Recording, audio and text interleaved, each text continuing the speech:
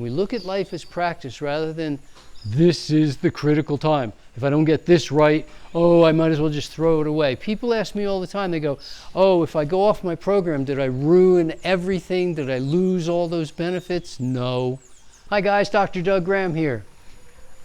I would love to talk with you today a little bit about cravings.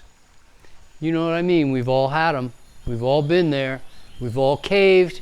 We've all given in. Some people crash and burn and go off a very deep slope and have to work really hard to get back to 80-10-10. Some people just go, well, today I'd like to eat a lot of almonds, or today I'm gonna eat a lot of something, whatever it is, and the next day they go, oh, how did I do that?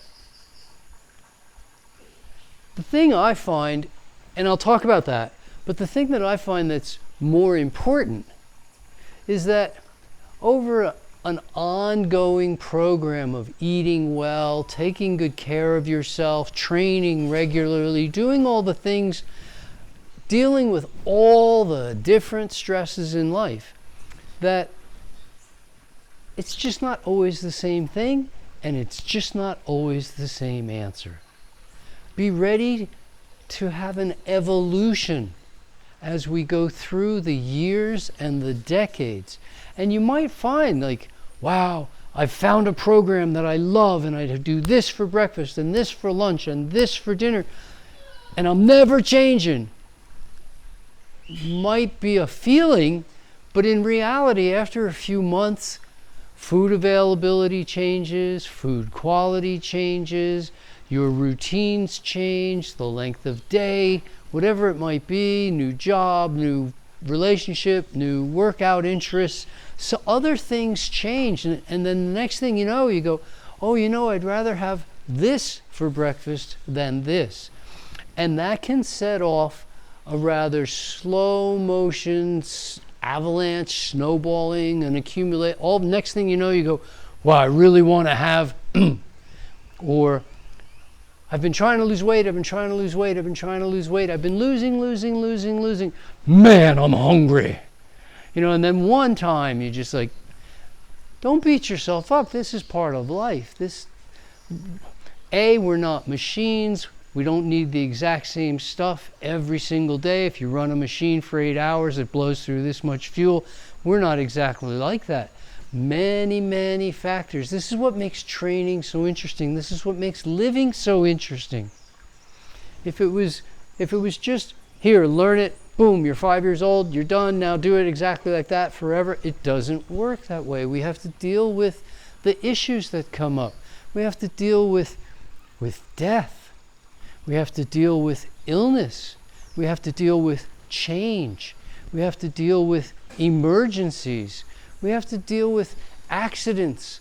Many, many things come into our life that can set off a little blip or a little or something changes. And if once in a while you just go, oh, I ate more cashews than I meant to, I'm a terrible person, you know, I'm never going to get this right. Please don't think this way at all. Just recognize that something happened. It wasn't exactly the way you wanted it. Start thinking about the way you really do want it. I take a lot of people through a process where rather than rely upon willpower, rather than rely upon tremendous focus or motivation, inner strength, and none of that stuff, that is not how I live well. The way I live well is to know what I want and go after what I want. But occasionally I have to repeat what I did years ago, which was to say, this is what I want, this is what I know. If I do this, it'll get me what I want. If I don't do this, I'm not going to get what I want. And then it gets you on a path, right? Our knowledge and our needs provides the motivation to go after the things you want out of life. At that point, you're not done. 6 months later, a year later, 5 years later, 10 years later, you may find that you have to repeat that process yet again. Every time you face challenging times and you go, oh, I'm tempted to go off my program. Then you go, you know what? I need to increase my needs a little bit, my awareness of my needs. I need to increase my knowledge. Why is it so important that I stay on track?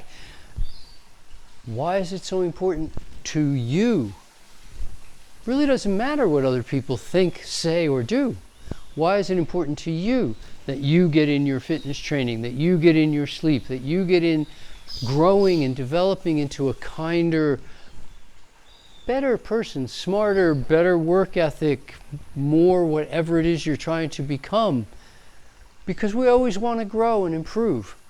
For me, if I go off my diet, I know that I'm going right back on.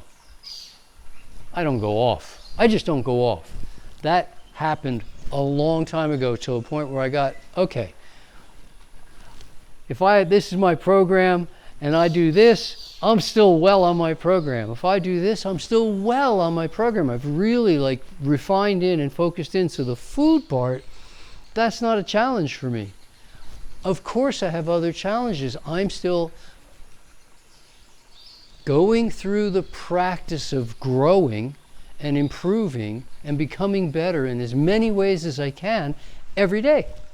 Does this seem like a talk on craving? It really is. Don't be so hard on yourself. If you feel something, you go, oh, I really want to eat this, that, or the next. Recognize that that's what you feel. And then think about, why is it happening? Is it because you've been too austere, or you tried too hard to lose weight too fast, or did you do a lot more than you're used to doing? Were there emotional stresses involved?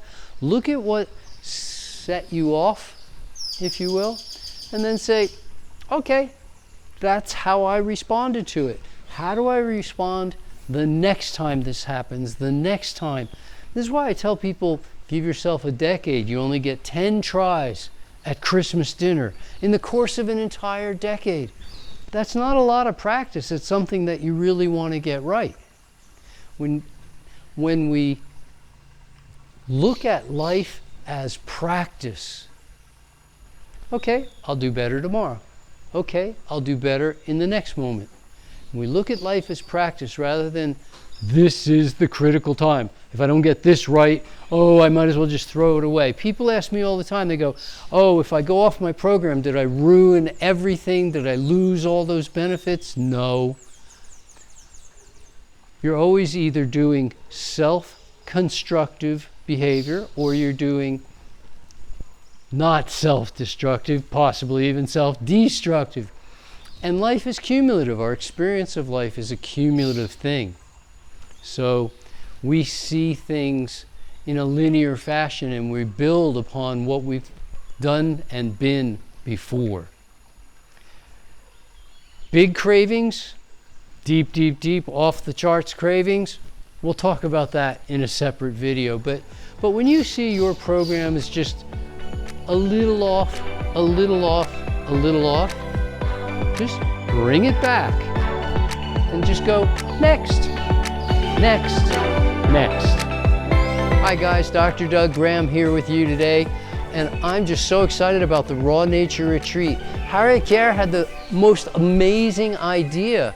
She's been a student of mine for almost a decade, and a world-class athlete for much longer than that. And she said, can't we do a raw food retreat in Europe where the entire focus is on helping people build their fitness, their physique, and reach their health goals? Let's really make a fitness retreat. So she's put together Raw Nature Retreat. The best food, the best fitness, the best teachers. I mean, we're uncompromising on this one, and it's the first of its kind ever. You gotta come. I mean, I'm gonna be there, Harriet's gonna be there, we've got a few surprises in store for you. It's gonna be the retreat of the year, I think. It's really something special. And if you're interested in taking your fitness to the next level, you want to reach that physique of your dreams, you want to have a good time in the camaraderie of like-minded individuals, come to Raw Nature Retreat. I'm looking forward to spending really intimate, personal, one-on-one time with you.